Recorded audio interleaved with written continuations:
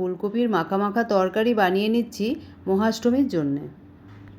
কড়াইতে তেল গরম করে ভাপানো ফুলকপি দিয়ে দিলাম।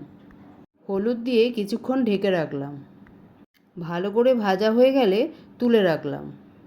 এবার শুকনো লঙ্কা, তেজপাতা, সাদা জিরে ফোড়ন দিয়ে হলুদ দিলাম। ভাপিয়ে রাখা আলু দিয়ে নাড়াচাড়া করে ধনে জিরে গুঁড়ো দিলাম। এবার টমেটো কুচি আর চেরা কাঁচা লঙ্কা দিয়ে দিলাম আদা বাটা। স্বাদ মতো নুন দিয়ে এবার কষিয়ে নিলাম। অল্প উষ্ণ জল দিয়ে স্বাদ মতো চিনি দিলাম। এবার কষে গেলে উষ্ণ জল দিয়ে ঢেকে রাখলাম। কিছুক্ষণ পর ভেজে রাখা ফুলকপি দিয়ে কাশ্মীরি লঙ্কার গুঁড়ো দিলাম। ভালো করে মিশিয়ে নিয়ে ঢাকা দিয়ে রাখলাম। জল শুকিয়ে গামাখা হয়ে এলে ওপর থেকে ঘি আর গরম মশলা ছড়িয়ে দিলাম। লুচি দিয়ে খাওয়ার মতো ফুলকপির তরকারি রেডি। বানিও আর জানিও কেমন লাগলো।